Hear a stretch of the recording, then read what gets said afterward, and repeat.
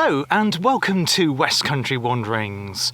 Welcome to the county of Devon, but I'm actually on a walk which is going to take us down to where Devon meets Cornwall, right on a beach. We're here in the far northeastern Cornwall, well, almost of Cornwall, and the northern part of Devon. We're close to the places like Kilcampton and Bude in North Cornwall too. We're going to go down and have a look at this fascinating beach, have a look at some of its fantastic geology, and I'll tell you a little bit more about the area. So why not join me on this walk here on West Country Wanderings in Devon, but soon to be Cornwall. Now, if you have a look at this part of the coastline, North Devon / North Cornwall on a map, you'll see that there are a number of mouths, and the mouth that we're heading for is known as Marsland, and that forms the border between Devon and Cornwall. Nestled in the Coombe, just inland from the beach, is a nature reserve. In fact, it lies right on the Devon-Cornwall coast. In fact, because of that, it's looked after by both the Cornwall Wildlife Trust and the Devon Wildlife Trust too.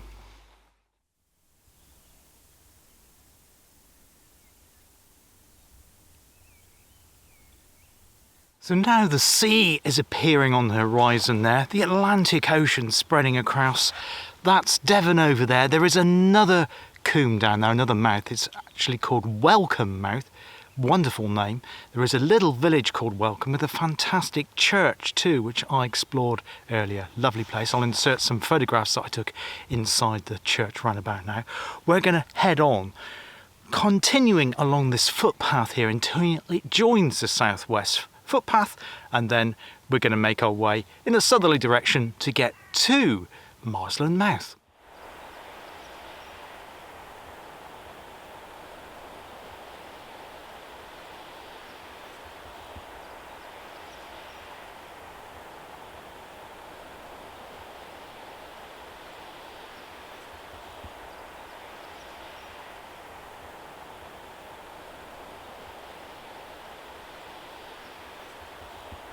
So now I'm on the M1 at the Walker's World. That is the southwest coast path, 635 miles, or is it 665? Not sure, put in below. Of course, it goes from Minehead in Somerset all the way round past Land's End, joining back up to Dorset in the town of Poole. That down there isn't our beach. That is Welcome Mouth, also a delightful spot. I may be able to produce a video later of that, showing you that there as well, because it has a fantastic waterfall falling onto the beach, but as does the one we're going to see today. Beautiful spot over there, has a mill in the valley just down there, tremendous place, but we also have a mill to show you with an interesting story to tell, and the one we're going to have a look at now.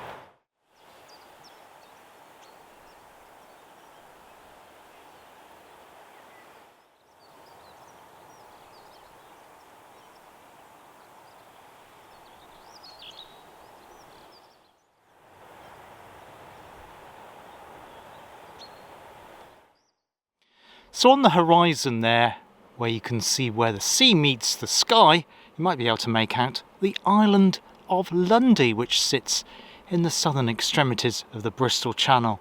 Now, the other day I made a video at Sharpness in Gloucestershire, and there was a ship there called the Oldenburg, which normally provides services between the North Devon town of Ilfracombe and that fantastic island, which is a bird spotter's haven of Lundy. Hopefully that ship will be back in service again soon, taking people out to the island. But yes, just a very rugged coast here, so we're still looking down on Devon at the moment.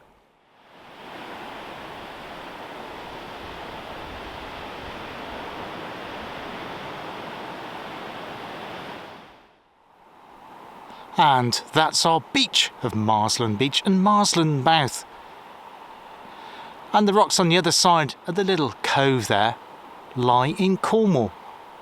We'll be crossing over there shortly to have a closer look at the geology of that amazing beach. I'll tell you a little bit about that. Let's continue on our journey then, heading down into the dip of Marsland Mouth.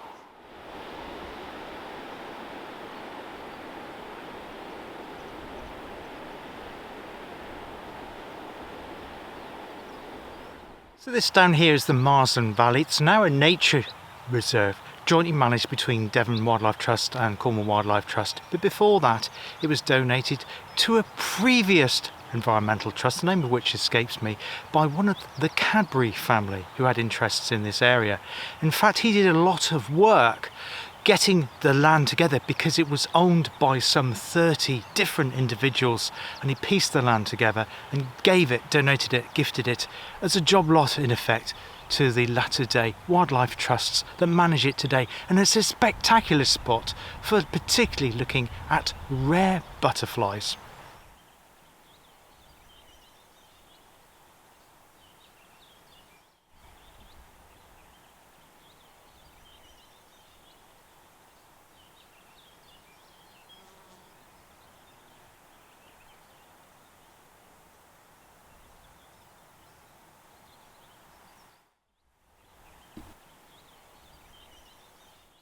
So on the southwest coast path we have this amazing hut called the Ronald Duncan Hut, and it was used by a writer called Ronald Duncan. He was also a famous playwright, and he owned the mill down in the valley bottom. We'll be able to get a shot of that shortly. It's still owned by his daughter, which is now used for holiday lets, I believe. When Ronald was living there though, there was lots of the famous literati that came there. People from the world of music, like Benjamin Britten, the famous classical music composer, and the poet T.S. Eliot, and also the opera singer Catherine Ferrier too. So a right mixture coming to this very remote place, deep tucked in a valley right on the Devon and Cornwall border.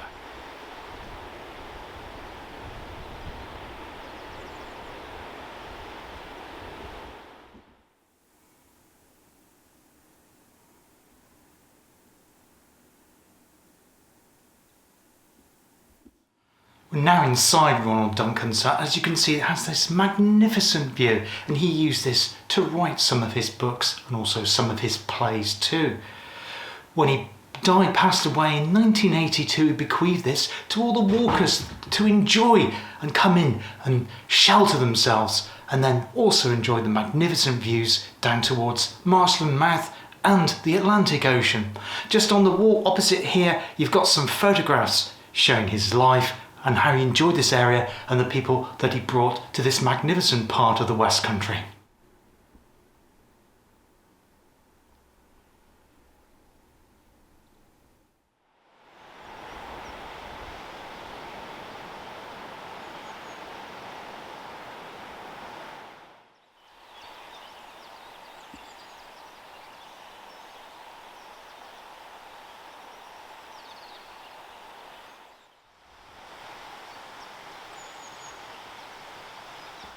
Now, seats with a view don't come much better than this one here. Sorry that the horizon isn't straight though, because the tripod's straight. It's just that we're on a slightly tilted piece of land, a promontory which sticks out above Marsland Beach here. We're just going to go on that beach in a moment, just to tell you briefly about the geology of here.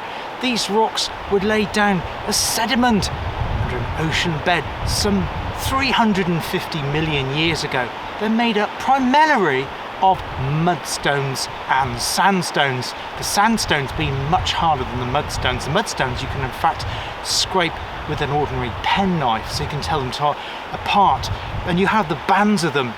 Now, around 250 million years ago, there was forces which bent them and shaped them, as you can see in the rocks here, and twisted them with their strata, so they've been moved upright through a 45-degree and then crushed forward to get that familiar waveform pattern.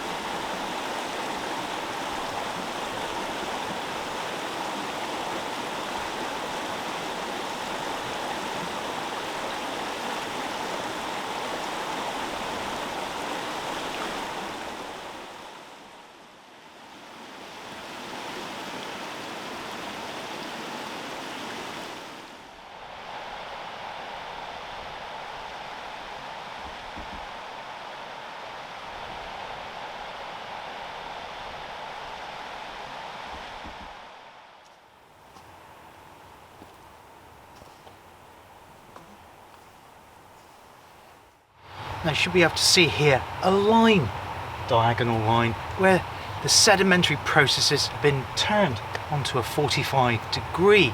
And you're probably thinking, this beach now, that's it, this is what it looks like forever. But of course, geology is an ongoing process. It doesn't stop. So whereas you had the sediments at the bottom of the ocean that formed these rocks and the processes 250 million years ago which twisted them, you also have the pebbles, and you probably think, well, pebbles last forever, but that's simply not the case. If you study any pebble on the beach, just pick one up, you'll see that it's covered in a series of tiny dents, and those dents are formed by a process called attrition. When you have waves on the beach, the pebbles are all banging next to each other, and sometimes you can hear that on the beach. You hear the waves come in, and as the water comes out, you hear that shushing noise, and that's the pebbles smashing into each other. And eventually this pebble, like all the pebbles on this beach, will break up and form a fine grey sand.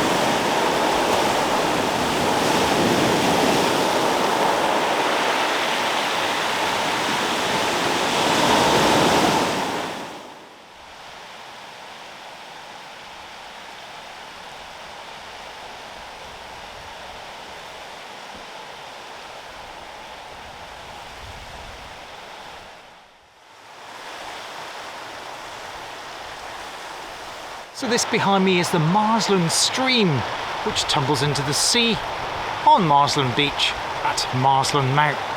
This is the dividing line between Devon and Cornwall. Although I was on the beach, I was in Cornwall. I straddled over the stream on the beach. I'm back in Devon again, as Cornwall is just over the other side of the beach there. Marsland Stream is only a short stream stroke river. It's about 3, maybe 4 miles in length, because where it rises kind of varies, a bit like the old Thames back in Gloucestershire. It seems to vary a little bit, but the source of it is only less than a mile from the source of the River Tamar, which of course forms much of the border between Devon and Cornwall, further to the south of here.